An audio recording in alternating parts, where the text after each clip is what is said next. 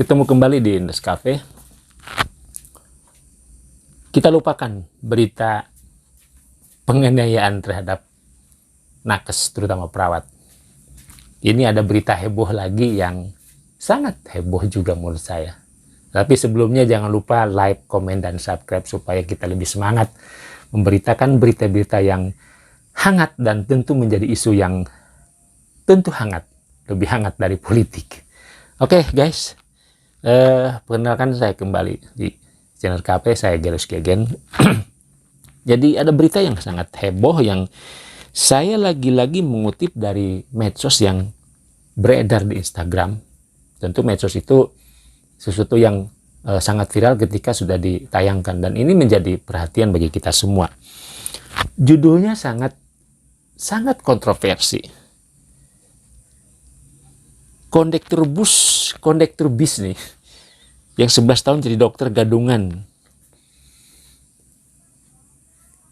Bisa dibayangkan 11 tahun menjadi dokter gadungan. Judulnya pun sangat monohok, gadungan.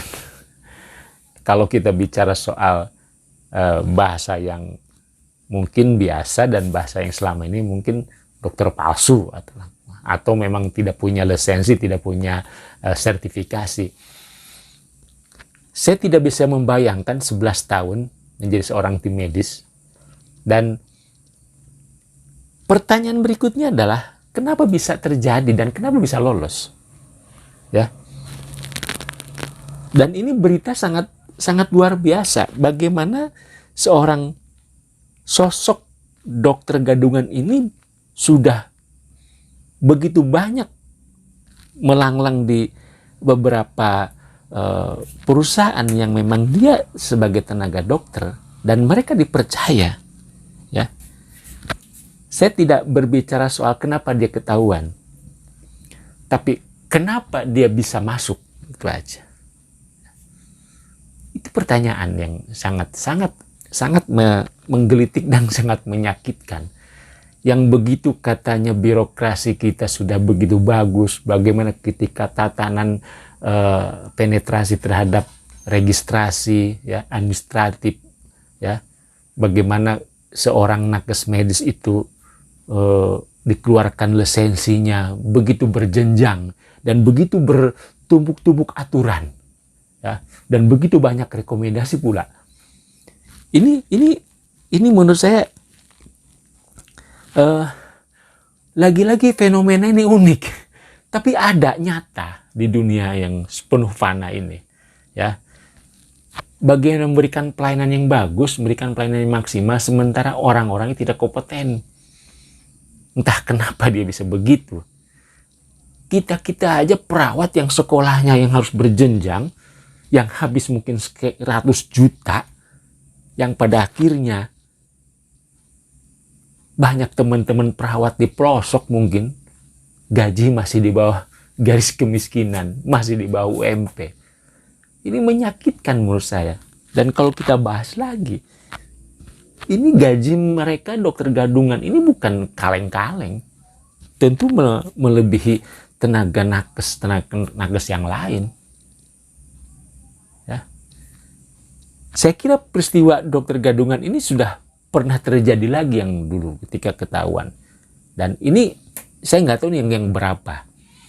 Tapi konteksnya saya akan berbicara soal bagaimana barier penyaringan ketika mulai dari pendidikan, profesi sampai pada kelulusan. Dan sampai pada akhirnya praktek, dan sampai pada akhirnya melamar dalam suatu perusahaan tatanan klinik atau fasiankes. Ini lagi-lagi menggelitik kita. Ya. Sungguh disayangkan peristiwa ini terjadi lagi. Ya.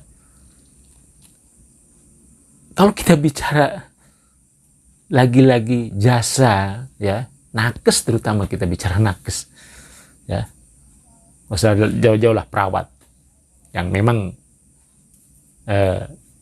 saya memang backgroundnya adalah seorang perawat, ya, dan memang kenyataannya, faktanya, ya, gaji perawat sampai hari ini masih belum ada standar.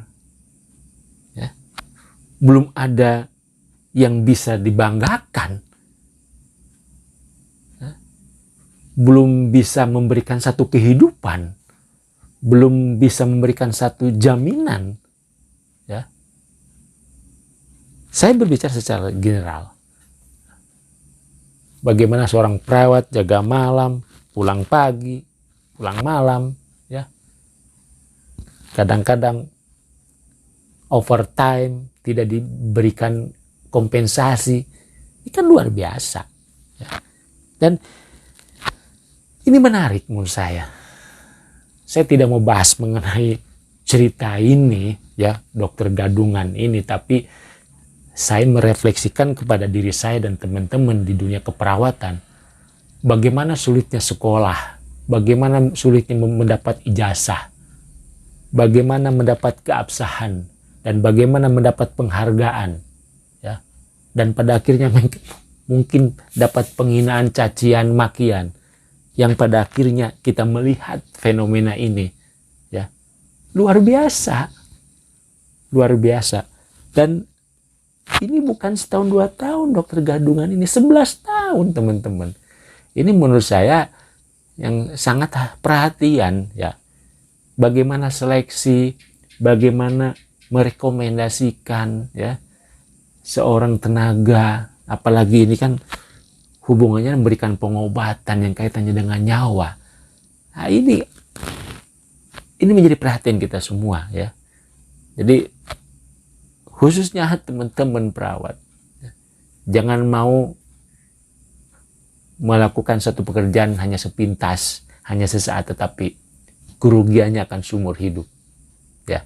Itu guys, teman-teman tetap semangat dalam memberikan pelayanan kepada pasien-pasien